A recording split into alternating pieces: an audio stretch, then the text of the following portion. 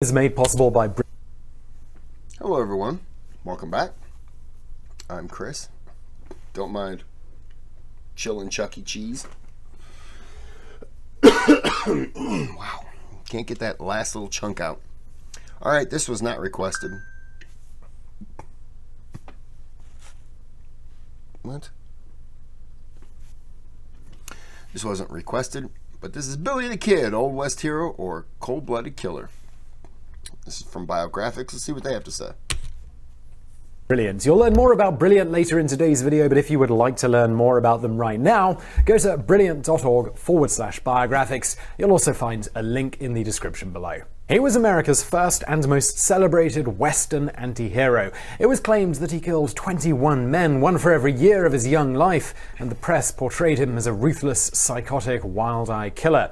The reality was that Billy the Kid was none of these things. And in this week's Biographics, we go in search of the real Billy.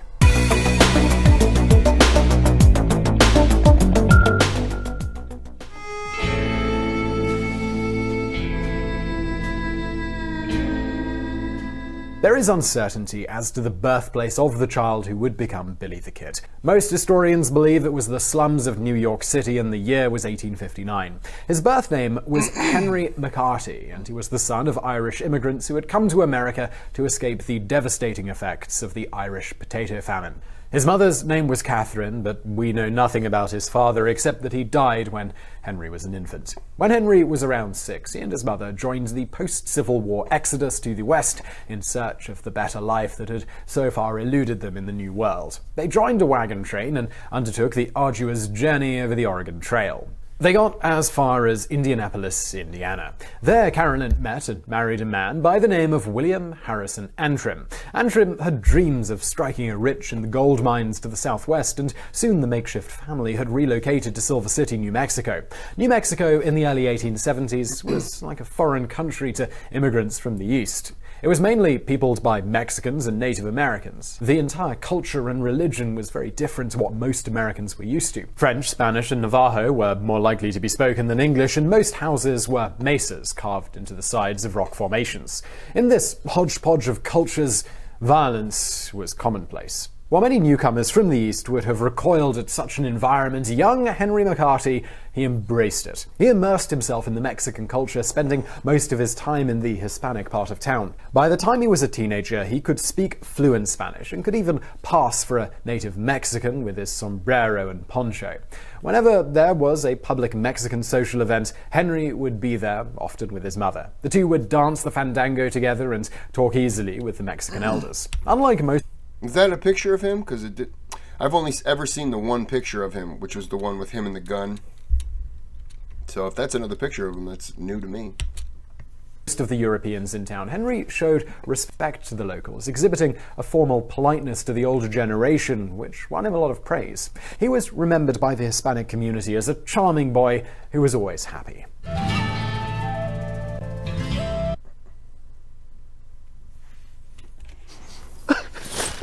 Your soap is ugh, and your body wash is a synthetic detergent. But you're not a dish. You're a man. Switch to Dr. Squatch natural soap. I switched, and then I switched back. It's too expensive. It's too expensive for the size bar. The humor was cruelly snatched from Henry's life when, at the age of 15, he suffered the loss of his mother. Catherine had been suffering from tuberculosis for some time, and it was hoped that the dry air of New Mexico would improve her condition. But it wasn't to be. Catherine died in 1874, leaving Henry in the possession of his stepfather, William Antrim. Antrim, however, had no intention of being tied down with a teenage boy to look after. He promptly abandoned Henry, leaving town in search of more fertile gold diggings. So at the age of 15, Henry was left on his own to fend for himself in a dangerous frontier town. Henry now had to live off his wits. He spent his time hanging around the saloons and prostitutes on the seedier side of town, sleeping in back alleys and boarding houses, and running errands to pay his way. He soon became involved in minor criminal activity, meeting up with a hoodlum by the name of Sombrero Jack. Henry was recruited as a lookout while Jack robbed local businesses. One of them was the local Chinese laundry. Things fell apart when a loaded revolver that Jack had stolen from the laundry was found in Henry's possession. The boy was arrested and thrown into the local jail.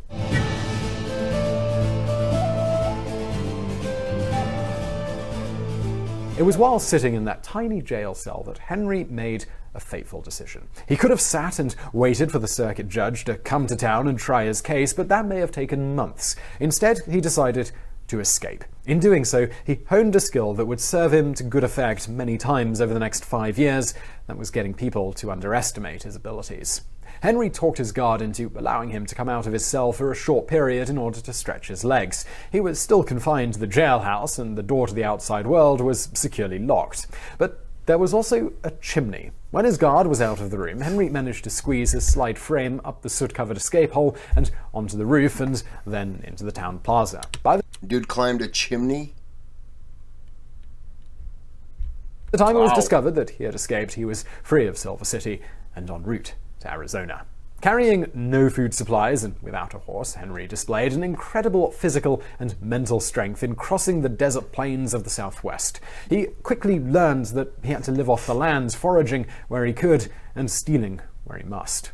The 16-year-old wanted fugitive made it across 500 miles of deserts before stumbling into a remote army outpost in eastern Arizona called Camp Grant. Here, he managed to find employment as a cook on a local ranch. After hours, he drifted to the local town where he took to gambling and hustling in the saloons. The men he was now associated with included some hardened criminals, and they quickly showed him the ropes. Before long, he was participating in stealing horses.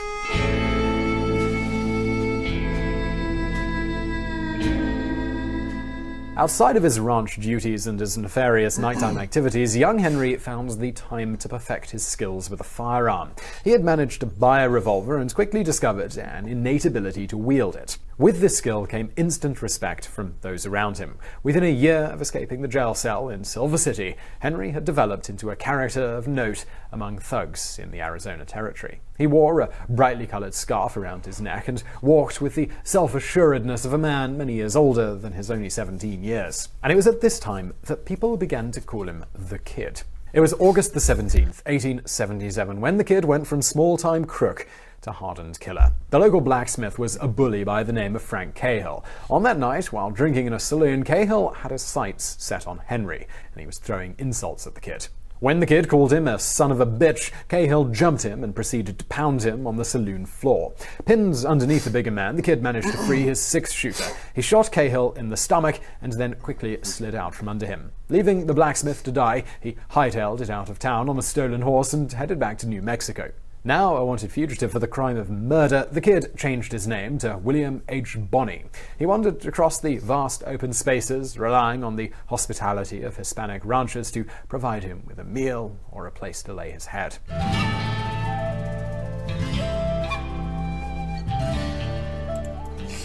Meanwhile, New Mexico was being targeted by big-shot land speculators from back east. They saw the mostly barren territory as a golden opportunity for speculation, and they began buying up land parcels from Hispanic settlers, usually at prices that were manifestly unfair to the seller.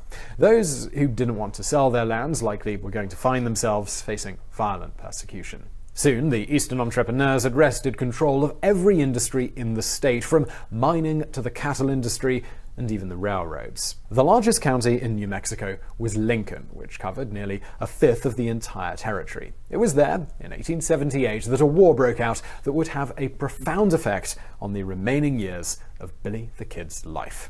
In the late 1860s, a couple of Irish immigrants by the names of Lawrence Murphy and James Dolan had bought up the majority of Lincoln County and turned it into a huge cattle ranch. They had secured extremely large military contracts to supply beef to Fort Stanton. The Murphy-Dolan monopoly in Lincoln County was called the House, and it was fiercely protected by a band of thugs known as the Seven Rivers Gang. They operated from a huge wooden building in the middle of the Lincoln Township and controlled every business in town. In 1877, the House monopoly over Lincoln County was challenged, first in court and then on the range by a Scottish-born local attorney by the name of Alexander McSween. Teaming up with the lawyer was a 23-year-old, recently arrived British aristocrat by the name of John Tunstall. With a seemingly unending supply of funds, Tunstall was intent on creating his own cattle empire in the county. In this quest, he enjoyed the support of the most successful and famous cattle baron in the entire country, John Chisholm. Tunstall began to recruit employees not only to work the cattle, but also provide the protection that he knew would be needed when he came up against the house. William Bonney rode into Lincoln County in mid-1877 and immediately proceeded to do what he did best, and that was steal horses. In short order, he was caught and thrown in jail. It just so happened that the man he had been rustling horses from, well, that was John Tunstall. When the Englishman confronted the teenage outlaw, he declined to press charges. Instead, he offered the kid a job as a member of the Regulators, the team of cowboys that were his protection squad. Billy, he grabbed this offer with both hands. In John Tunstall, he had found a man who would give him a fair break. He later said this of his employer: "Tunstall was the only man who treated me like I was decent and white." The kid joined a group of men, all older than him, as he learned the work of a cowboy. It was long, arduous, often back-breaking work, and they slept out with the cattle on the range. For the leaders of the house, Murphy and Dolan, the idea of an upper-crust Englishman moving in on their territory was unthinkable. Like the kid's parents, they had escaped the famine back in Ireland and deeply resented the English over their unwillingness to provide relief. Now, having found a new life in the New World, were they again to be plagued by the power and the money of the English?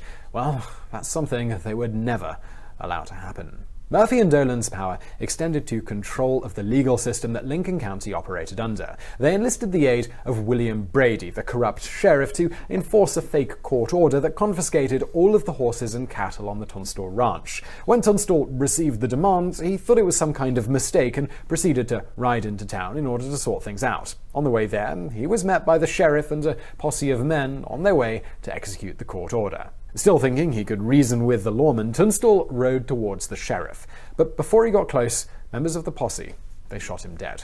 To add insult to injury, they then shot his horse.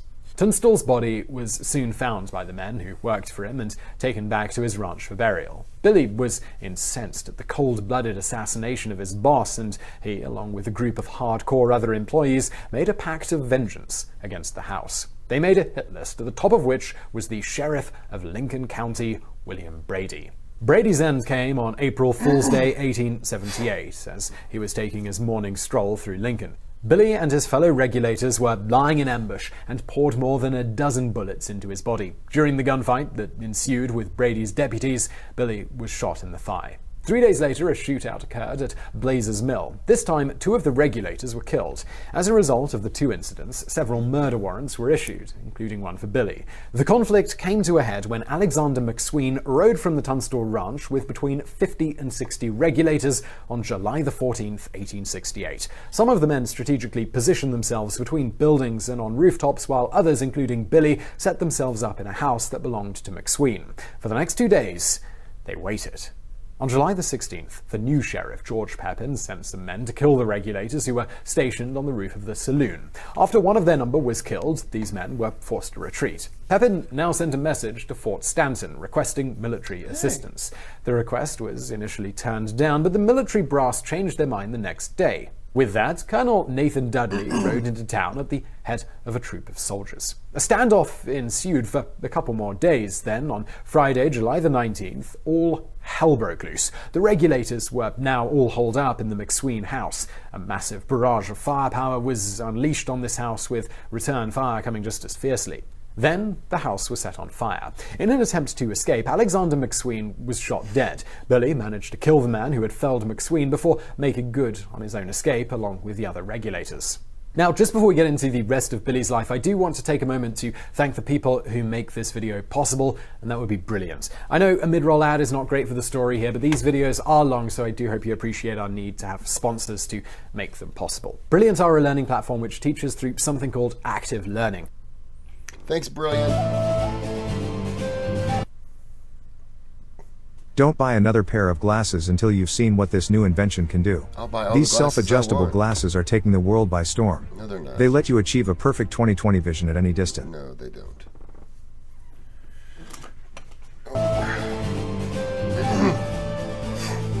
By now, Billy had developed into a seasoned killer. He was now wanted for multiple counts of murder in different jurisdictions. Still, he was able to find refuge with the Hispanic sheepherders who viewed him as a fighter for their liberty against the Anglo robber barons. The firestorm that had erupted in the heart of Lincoln County forced authorities to act. Indictments were issued for the arrest of Billy and 2 other regulators for the murder of Sheriff Brady. A new governor of New Mexico Territory was also appointed. The man given the job was Lew Wallace, a former Union Army general and future author of the book Ben-Hur. Wallace set out for Lincoln County with direct instructions from President Rutherford B. Hayes to restore order. But Wallace encountered a population who were too terrified to get involved and so was unable to secure any witness testimonies as to what had been occurring.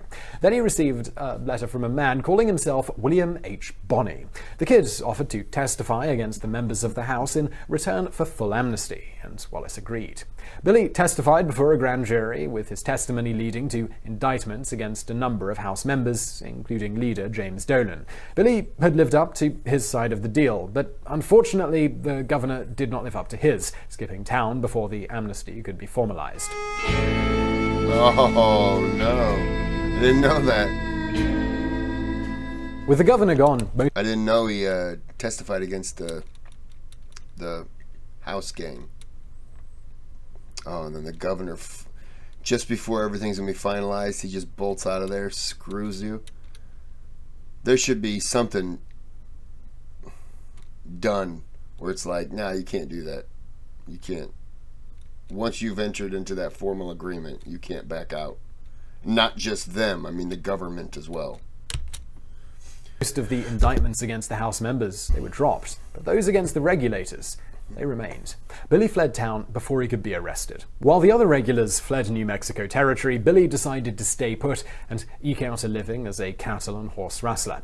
Over the next few months, he harassed the ranchers of the House Empire, in the process becoming the most wanted man in New Mexico. The newspapers of New Mexico, most of which were simply mouthpieces for the House, demonized the kid, blaming him for every misdeed in the territory. In 1880, the editor of the Las Vegas Gazette first named the outlaw Billy the Kid, the name for which he would forever be known.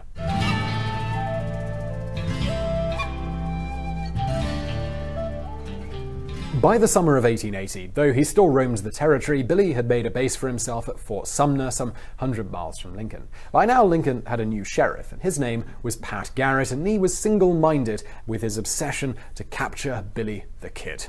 Garrett was a tenacious, determined man. He and his posse tracked Billy and his gang over the winter of 1880. 2 of the outlaws were killed in a shootout, with the others being cornered in a cabin at a place called Stinking Springs. After a tense standoff, Billy finally came out with his hands in the air.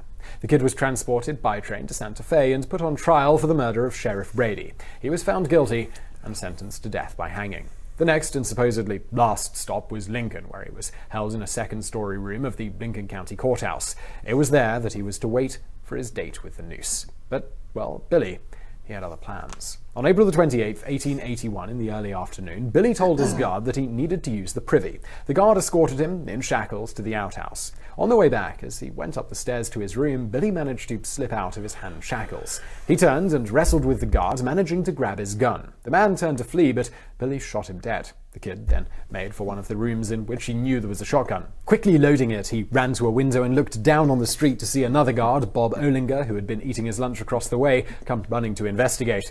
Billy called out, "Hello, Bob," before blasting him with both barrels.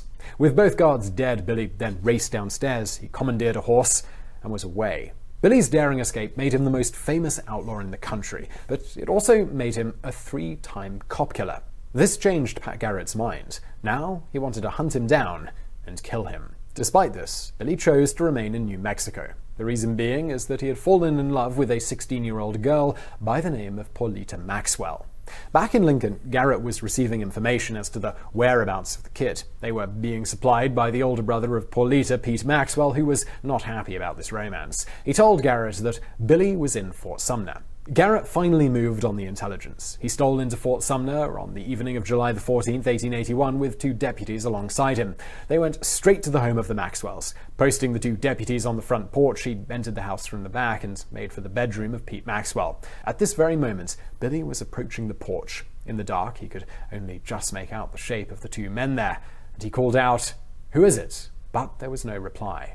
At this, Billy cautiously backed through the open doorway. Inside, Garrett and Maxwell were sitting on the bed. On seeing the figure, Maxwell leaned over and whispered, "It's him." Garrett leveled his six-shooter and fired. Billy the Kid fell dead, never knowing who had fired the fatal bullet. So I really hope you found that video interesting. If you did, please do hit that. I thought there would be a little more of a conversation, but I guess if you're Pat Garrett, you can't allow him to start talking, because the more he talks, you figure he's going to be reaching for a gun, a knife. Yeah, you got to end it quick, especially you can't trust him. When I was younger, we went to Arizona and did a, let's see, well, we went to Tombstone. It has nothing to do with him. But we did visit somewhere. I don't remember. I was like 8, and I didn't care at the time.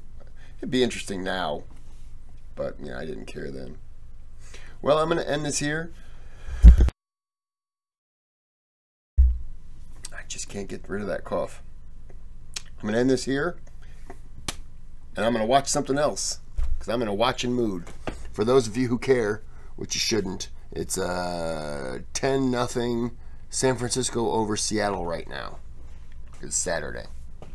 All right. Have a good day. Have a good night. Like and subscribe, or you're going to wake up and there's going to be a murderer standing over you. He's going to be like, "Before I kill you, though, I want to give you a mohawk." Nah, you never want that. I think my chair just popped. I hope it's not breaking.